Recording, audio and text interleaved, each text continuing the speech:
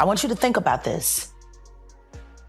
Allegedly, Sean Carter is responsible for enacting Hype Williams to put Aaliyah on a faulty plane to move her out the way as punishment for rejecting him, and so he could level up Beyonce. The man who built an empire on silence just lost control of the narrative. Everyone assumed the questions about Aaliyah's final flight were settled. Overweight cargo, a reckless pilot, a tragic mistake until a witness who was there that day broke 20 years of silence to reveal she was impaired, unconscious, music, and carried onto the plane like a package, not a person. Now Nicki Minaj isn't just accusing Jay-Z of stealing $200 million from her. Music, she's naming him in a conspiracy that ties Aaliyah's into Beyoncé's rise. And the math isn't just suspicious, it's damning. August Music 2001. A singer's career cut short. 2003. Another solo debut explodes like it was preordained. The pilot had uncertified licenses and unprocessed substances in his system. The plane was 700 pounds past safe limits, and the team that put her on it worked for the same people now scrambling to shut Nicki up. Music, no lawsuits have been filed. No denials have been issued. The only response so far is the kind that comes when the truth is too expensive to fight. This isn't about a crash. It's about a... Apparently, Nicki Minaj has dragged Jay-Z to filth. She blasts him for being evil and spiteful. Fight. This isn't about a crash. It's about a system that corrects itself. And the receipts Minaj claims to hold aren't just financial records. They're the kind that end legacies. The real question isn't whether she'll drop them. It's what happens to the names on those pages when she does. The story starts with a plane that shouldn't have been allowed to take off. August 25, 2001. Music, Marsh Harbor, Bahamas. A twin-engine Cessna 4002B, 700 pounds over its safe weight limit. A pilot with unprocessed substances in his system, and a license he shouldn't have had, and a passenger list that included one of the most promising voices in music. The official report calls it an accident. Mechanical failure, pilot music error, a tragic chain of events no one could have predicted.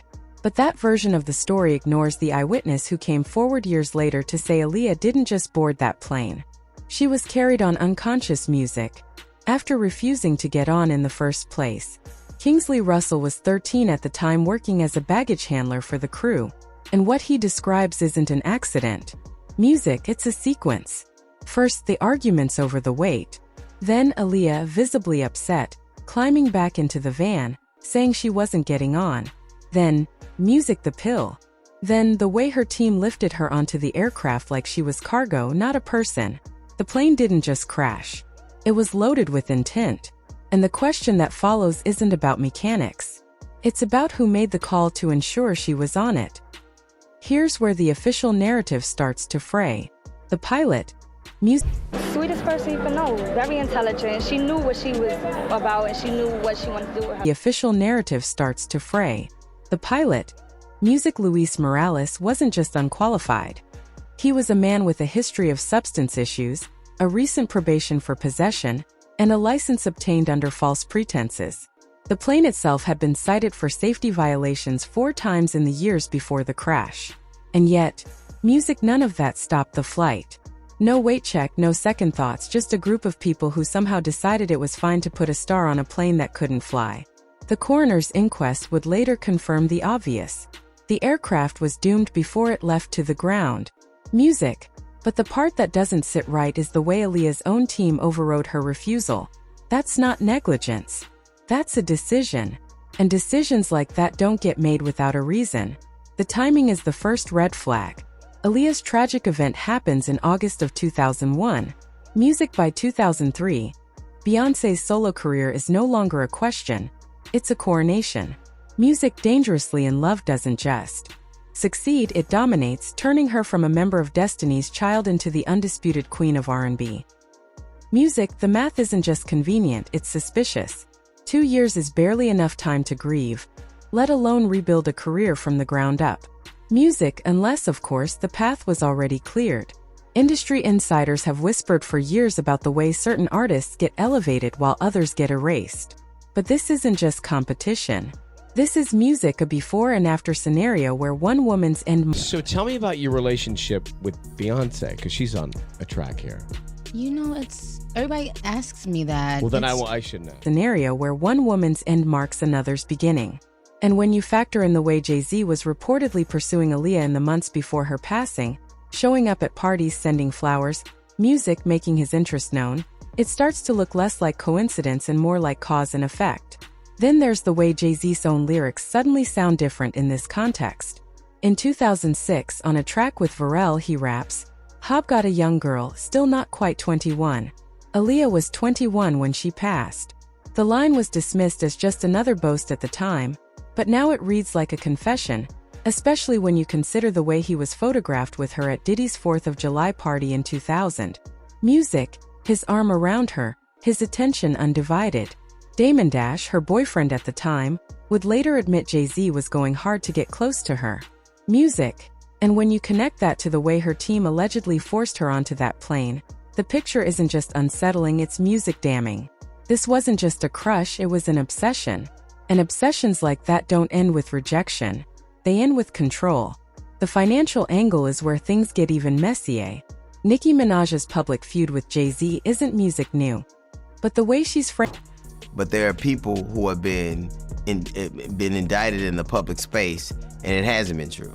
And so I think Jay-Z's tone was exactly... But see, I saw Puffy say the same and then a video came out. Yeah. Yeah. But the way she's framing it now is she's not just accusing him of owing her $200 million from the title sale. She's implying that the missing funds are part of a larger pattern of silencing people who get too close to the truth. The way she phrases it, they've been sacrificing children as a way of gaining and maintaining power, isn't just a metaphor. It's a direct reference to the way careers get made and broken in this industry. Music. And when you look at the way Aaliyah's end lined up with Beyoncé's rise, the idea that this was all just business music starts to feel naive. Because in a world where Jay-Z allegedly cheats his own artists out of fortunes, music, the idea that he'd draw the line at something worse is hard to believe. The Epstein files drop another piece into place. Jay-Z's name appears in an FBI tip from an anonymous victim who claims to have woken up in a room with him and Harvey Weinstein after being given something that left her memory clouded. No music charges, no investigation. But the fact that his name is there at all changes the context. This isn't just about a plane crash or a failed romance. It's about a man who moves in circles where women get silenced, where how she feels. She feels like blogs and online platforms don't touch what she's saying, and they don't cover all of her words fully because it's Jay-Z and Roc Nation. Well, I'll tell you this, I have no idea about their business, but if someone owed me $200 million, then I would be in court, not on X, and I guarantee you if she ever took that to court, that would be a huge story. Get silenced, where power gets protected at any cost, and where the rules don't apply to people at the top. And when you put that next to the way Aaliyah's team allegedly overrode her refusal to board, the question isn't just about what happened, it's about who else knew it was coming. The silence from Jay-Z's camp is the final piece. No lawsuits, no denials, just a quiet that feels like confirmation. Because when you're innocent, you fight back. When you're music guilty, you wait for the storm to pass. And right now, the storm is Nicki Minaj holding what she claims are receipts that tie music, everything together. The plane, the timing, the money, the silence. She's not just accusing him of theft. She's accusing him of complicity and something far darker. And the fact that no one's rushing to shut her up suggests one of two music things. Either she's bluffing or what she knows is worse than anyone's imagined. Music, the problem is the way the pieces fit. Aaliyah's tragic event, Beyoncé's sudden rise, Jay-Z's obsession, his music lyrics, his connections, the overloaded plane, the impaired pilot, the team that forced her on board, the $200 million Nicki says she's owed, the Epstein music files, the silence. None of it makes sense as coincidence, but as a pattern, it's music terrifying. Because if this is how power gets protected in this industry, then Aaliyah wasn't just a victim of a crash. She was a casualty of something much bigger. Music. And the people who benefited from her end are still at the top, still untouchable, still deciding who gets to fly and who gets left behind. But here's the part that doesn't add up yet. If this was all about clearing the way for Beyoncé, why is Nicki... She is, I mean, just her name alone just defines greatness, right? You know, like just her For Beyonce, why is Nicki the one coming forward now? She's not just a random critic. She's someone Jay-Z allegedly stole from, someone with a direct stake in exposing him. And the way she's framing it, I won't be releasing an album until my contract is renegotiated. And until I tell you about all the sabotage this Rico is finding out about, Billboard suggests she's not just mad, she's leveraging something. The question is what? Because if she's holding proof that ties Jay-Z to Aaliyah's end, then this isn't just a feud, it's a detonation. And the blast radius includes more than just him. It includes music. Everyone who stayed silent, everyone who benefited, everyone who's still pretending this is just about music. The other issue is the way the story keeps expanding. It's not just about Aaliyah and Beyonce anymore. It's about Diddy's parties where the same group of men Jay-Z are. Kelly Diddy himself were all in the same rooms, all connected to the same rumors, all part of a scene where young women's careers got made and broken on someone else's terms. And when you look at the way Aaliyah's name keeps coming up in connection to all of them, Kelly's illegal marriage to her at Music 15, Jay-Z's pursuit of her at 21, Diddy's parties where she was always present, the idea that her end was just bad luck starts to feel like a lie. Because in a world where men like that hold the power, accidents music don't happen, decisions do. And that's where the real fear sets in. Because if this is how it works, if careers get built on tragedies, if plane crashes get arranged. Weirdo. I don't get no what you got in your head, that neural link. You'll never outthink me.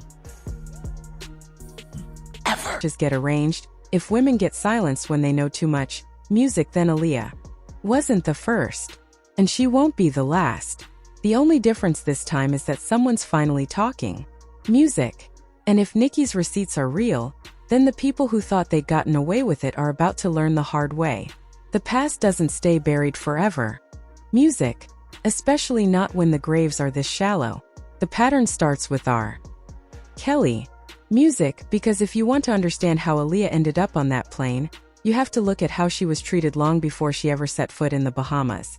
She was 15 when she married him illegally with forged documents in a ceremony that lasted 10 minutes before her family annulled it and erased the records. But the damage was done. By the time she turned to 21, she'd already been through a marriage to a predator twice her age, a career built on his influence, and a reputation that was carefully managed to keep the music's worst details quiet. And the men who were supposed to protect her, they were the same ones who let it happen. Jay-Z was in those circles. Diddy was throwing the parties. And when you look at the way they all moved around her, Kelly grooming her, Jay-Z pursuing her, Diddy hosting them in the same rooms, it starts to look less like coincidence and more like a system. One where young women get used up then replaced when they're no longer useful. Or in Ali's case, when they... Beyonce for sure. I love her. I love Beyonce. Jay-Z too, I really admire the both. Or in Ali's case, when they become a liability. Music, the real question is what she knew by the end. Because by 2001, she wasn't just a singer. She was a woman who'd seen how the industry really worked. Music, she'd been married off to a man who should have been in prison. She'd watched Jay-Z's obsession with her grow more intense even as she pulled away. She'd been at Diddy's gatherings where the rules didn't apply to the men in charge. And if the rumors about her wanting to distance herself from that world are true, then her tragic event starts to look less like bad luck and more like a correction. Because in an industry where men like Kelly, Diddy, and Jay-Z hold the power, women who talk don't just get blacklisted, they get erased. And Aaliyah wasn't just any artist. She was someone who'd been inside the machine long enough to know where the bodies were buried. The problem with that is people like Jay-Z don't let threats walk away. They make sure they don't walk at all. Then there's the way Nicki Minaj's feud with Jay-Z suddenly makes sense in this context. She's not just fighting over $200 million in missing funds. Music, she's fighting over the way he... So what happens now is this is simply a civil complaint. And in a civil complaint, it goes through the technical legal process. Now, the distinction, Jessica, between civil and criminal, of course, is that civil is for monetary damages, right? The system can only reward you with money. There's allegations that this 13-year-old is suffering from post-traumatic stress disorder, suffered depression, etc. So now you go to facts. Fighting over the way he operates. The title scandal wasn't just a financial betrayal. It was a demonstration of how he treats people who work for him, cheat them, silence them, music. And if they push back, make sure they regret it. But Nicki's different. She's not just an artist he can strong-arm into quiet.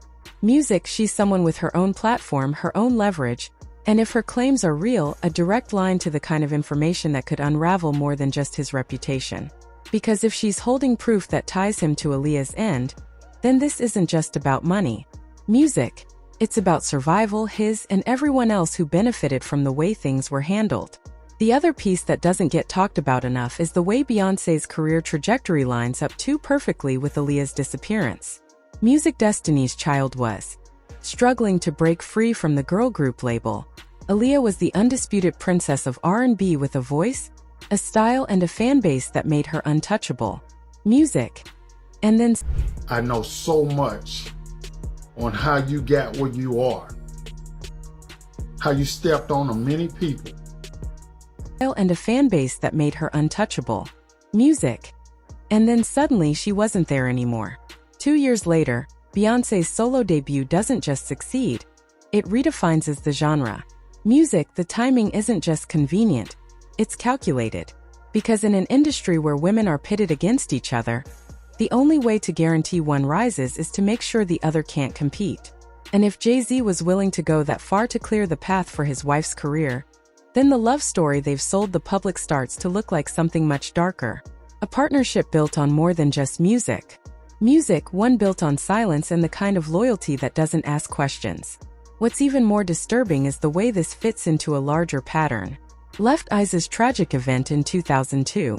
Whitney Houston's end in 2012. Both women who knew too much. Both women whose careers were intertwined with powerful men. Both women whose... After they are done with Diddy, Jay-Z is up next to be exposed. Right? Both women whose ends were ruled accidents despite the questions that never got answered. And now Aaliyah's name gets added to that list. Music. Except this time there's someone, Nicki, who's not just asking questions, but claiming to have answers. The difference, music, is that Nicki's not just a fan or a conspiracy theorist. She's a woman who's been inside the same machine, who's seen how it operates, and who's now implying that the cost of staying on top is higher than anyone's willing to admit. The financial angle is where things get even more damning, because if Jay-Z was willing to steal $200 million from his own artists, what wouldn't he do to protect his empire? The title scandal wasn't just about greed. It was about control. Music, cheat the people who trust you, silence the ones who complain, and make sure no one ever gets close enough to see how the money really moves. But Nicki's not just any artist. She's